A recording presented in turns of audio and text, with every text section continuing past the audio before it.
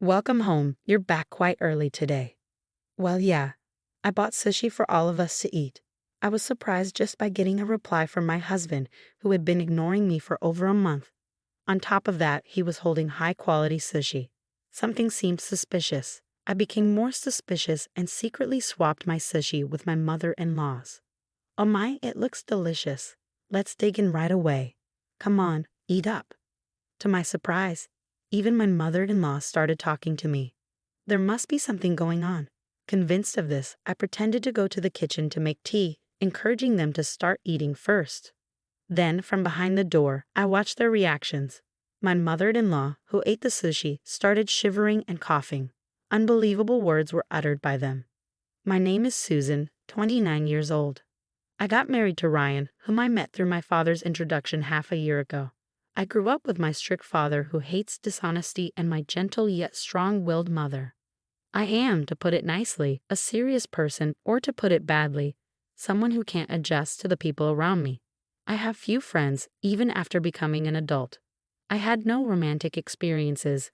My worried father introduced me to Ryan, who worked at the company where my father was a department head. My father seemed to have high expectations for Ryan. Ryan's first impression was serious and friendly. He listened intently to my father's stories and also engaged me in conversation, making the atmosphere pleasant. Apparently, Ryan had a good reputation at the company. He was trusted by his superiors and got along well with his colleagues because of his friendly nature. At a drinking party, when my father mentioned he had a daughter, Ryan asked to be introduced, and my father was more than happy to oblige. My father seemed a bit excited, thinking that spring had finally come for his daughter in her late 20s. It was the first time I saw my usually serious and strict father so excited. He must have been worried about my future. I wanted to live up to my father's expectations. I had never met a man who talked to me at my own pace like Ryan.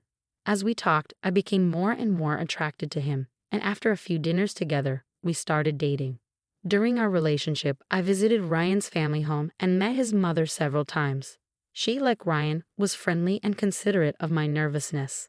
I thought if I could marry into this family, and just when I was thinking that, Ryan proposed and we got married. I was so happy at that time, but half a year after our marriage, I couldn't help but regret it. The topic of living together came up as soon as we got married. My mother-in-law, who had lost her husband, seemed to be lonely and appealed to Ryan. At the time, I didn't doubt my mother-in-law and accepted the idea of living together immediately. However, this was the beginning of it all. As soon as we got married, my mother-in-law's attitude changed completely. It was as if her previous behavior was a lie, and she began to see me as an enemy.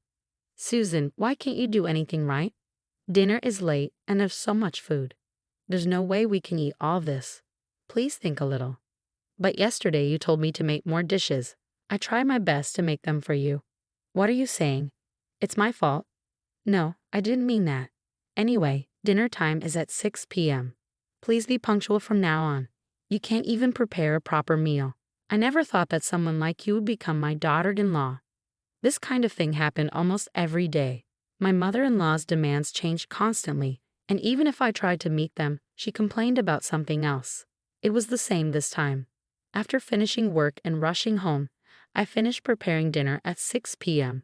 But my mother-in-law didn't show up at the table until nearly 7 p.m. She complained that the food was cold and that I wasn't considerate enough. Ryan usually came home late due to overtime and social gatherings. As a result, especially on weekday evenings, I had to endure more attacks from my mother-in-law in front of Ryan. My mother-in-law would act a little more restrained. However, that didn't mean she stopped scolding me. Sometimes Ryan would defend me when he saw her behavior, but that was only at first. Gradually, maybe he got tired of it, and one day, Ryan said this to me. Please try to adapt to my mom.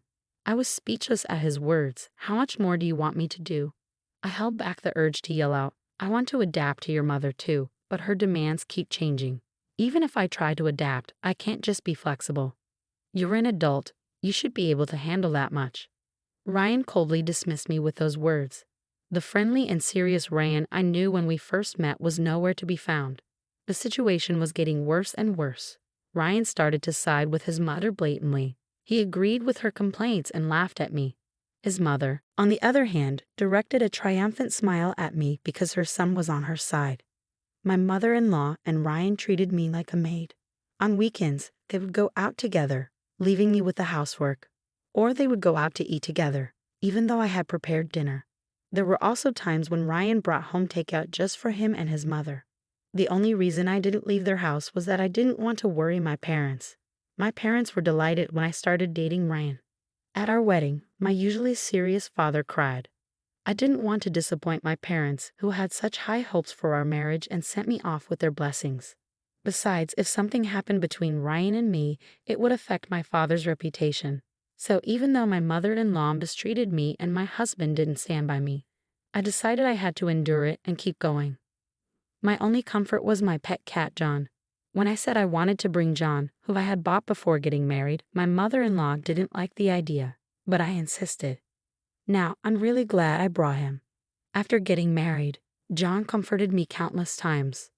Somehow, I managed to get through each day, until one day, it started suddenly. My mother-in-law and husband started to ignore me.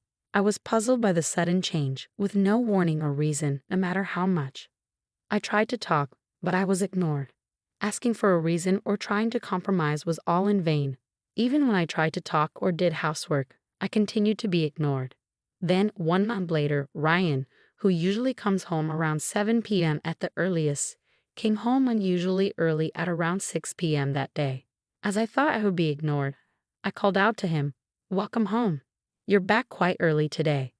"Well, yeah, I bought sushi for all of us to eat." I was surprised just by getting a reply from my husband, who had been ignoring me for over a month. On top of that, he was holding high-quality sushi.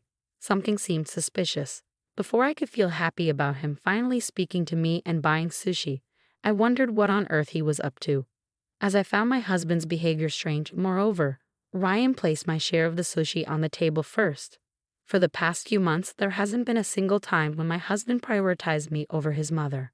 This is definitely suspicious. As my distrust grew, I secretly swapped my sushi with my mother-in-law's. "Oh my, this looks delicious. Let's dig in. Come on, Susan, eat up quickly." Surprisingly, even my mother-in-law started talking to me. There must be something going on. Convinced of this, I encouraged them to start eating first. "I'll go make some tea. You both go ahead and start eating." "Oh, I feel bad, but you're right. Hot tea is perfect with sushi. We'll start eating, so come back quickly." Pretending to head to the kitchen, I watched them from behind the door. After whispering to each other, my husband and mother-in-law began eating sushi. Then suddenly, my mother-in-law started shaking and coughing violently. Tears filled her eyes as she struggled to speak. Ryan frantically patted her back. She shot him a sharp look. "You, what's going on? Why is there so much wasabi in my sushi? I told you to be careful not to make a mistake. What is this?" I put wasabi on Susan's sushi first. There's no way I made a mistake. But I can't eat this. I wanted to see Susan suffer from eating sushi with wasabi, but now the plan is ruined because of your mistake. What are we going to do? I couldn't stay silent after hearing their conversation. What on earth is going on here? A lot of wasabi. Did you try to make me suffer? Both of them had a we're-busted look on their faces. However, my mother-in-law quickly changed her expression and sneered. "That's right. We ignored you for a whole month, but you seem just fine. So we thought we'd tease you a little." "That's terrible." "What's terrible?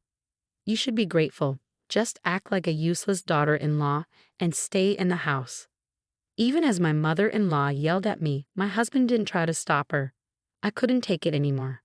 I finally let out the words I'd been holding back. "I'm going back to my parents' house."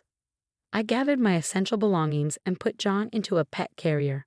As I walked to the door with my bags, Ryan finally tried to stop me. "Come on, you're joking, right? This is too much just for a little joke." His unapologetic words only strengthened my resolve. Without a word and without looking at Ryan's face, I left his parents' house. My mother welcomed me back home. At first, she looked surprised to see me return so suddenly, but she quickly let me in. "If you don't want to talk about it, you don't have to. But if you're okay with it, I'm here to listen." I told her everything that had happened since getting married. How my mother-in-law bullied me, how my husband gradually took her side, and how I was treated like a maid. I also told her about a month of being ignored and almost being forced to eat sushi with a huge amount of wasabi. I told her everything and I apologized for causing trouble after she had happily sent me off to get married. I'm sorry, Mom, but I just couldn't take it anymore. It's okay, dear. Your father and I just want you to be happy. We don't want you to be with Ryan if it's causing you so much pain. You've been strong for so long. At my mother's words, the tears I had been holding back began to overflow. My father came home from work, and after hearing the situation from my mother, he bowed his head to me. I'm so sorry. It's all because I introduced you to Ryan. I had no idea he was like this. With the pained look on his face, my father made me feel even worse. Then a call came in. It was from Ryan. The phone rang for a while, but I didn't answer it at all. I kept staring at the screen, waiting for the call to end, and finally, it stopped ringing. That's when I noticed a notification from an app. It was the pet monitor app I installed for John. I had set it to send me a reminder at this time to make sure I didn't forget to refill John's water before going to bed. Curious, I opened the app and pressed the button for live streaming. There, my mother-in-law and husband appeared on the screen. What should we do? Susan isn't answering the phone. It's fine, she'll come back eventually. Anyway, what should we do to her next? Ha ha ha. What if she says she wants a divorce? I'll lose my position as the boss's son-in-law. I was able to pass work off to my subordinates because of my position as my boss's son-in-law. I can't afford to lose that now. Boss's son-in-law. Hearing that, I couldn't hold back my anger any longer. My father, who was next to me, felt the same way. He quietly stared at the screen with a look of disbelief, his hands trembling. I immediately sent a message saying, "Let's get a divorce." Several calls came in right after, but I ignored them and went to sleep. That Saturday morning, the doorbell rang early. Oh my, who could it be this early in the morning? I heard my father's voice from the entrance. Following her voice, I heard the voice that had been irritating me. Please let me talk to Susan. She's misunderstanding a lot of things. It was Ryan, since I didn't answer his calls. He came all the way to my house. Not wanting to cause my mother any more trouble, I went to the front door. I sent a sharp glare at my husband and spoke coldly. What do you want, Susan? Why didn't you answer the phone? I was worried about you. Worried? You teamed up with your mother to make fun of me, ignored me for a month, and then tried to make me eat sushi with a huge amount of wasabi. At my accusation, Ryan was at a loss for words. I started to close the front door on him. I'll bring the divorce papers as soon as they're ready. I have nothing more to say to you, so please leave now. Wait, are you serious? You've never been in a relationship with anyone else, right? If we get divorced, you'll never be able to marry again. Are you okay with being alone for the rest of your life? Ryan's words only fueled my anger. I played the recording of the pet monitor footage I had saved last night. My husband Ryan was clearly upset after seeing the video. I said to him, "You don't want a divorce just to protect your own position, right? You don't even think of me as your wife.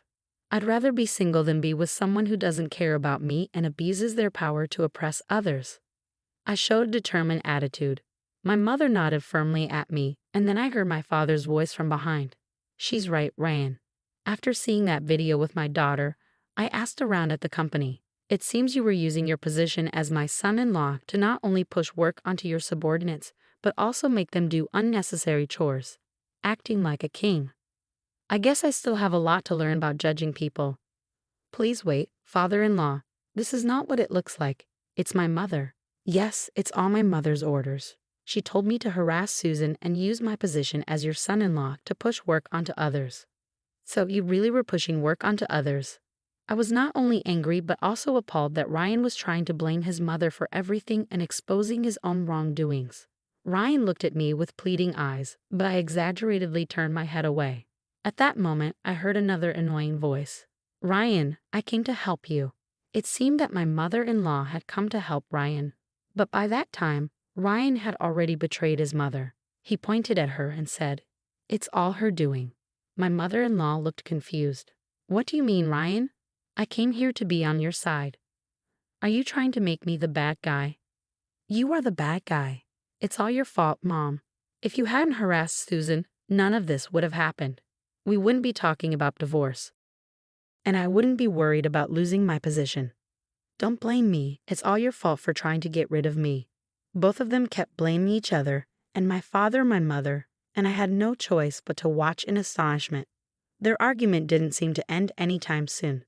My father, tired of it all, finally spoke up. You two can argue about this at home. I'm disappointed to find out that you, Ryan, are such a despicable person. There was talk of promoting you, but I'm going to cancel that. Ryan looked at my father with desperate eyes, but my father didn't change his attitude. And then, our divorce was officially decided on the spot. We printed the divorce papers at home and signed them right away. Ryan's misdeeds at work and his divorce from me, the boss's daughter, became well known, and he felt so uncomfortable that he offered to resign. He's been trying to find a new job, but the rumors have spread to other companies in the same industry, and he hasn't been hired. He's trying to switch to a different industry, but it's not going well. After fighting with his mother over this incident, Ryan left his parents' home and started living alone. But he has no money and is living in a shabby apartment. He's doing day labor jobs to get by, barely making it through each day.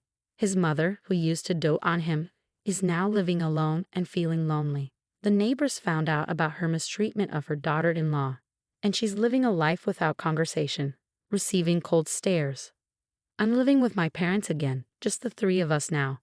That's a burden for my ex-mother-in-law, and Ryan is gone.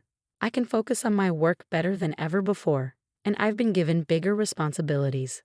1 year after the divorce, I see signs of a new spring coming in my life. The person is a junior colleague with whom I successfully completed a project. Since joining the company, we've worked together many times and built a trusting relationship.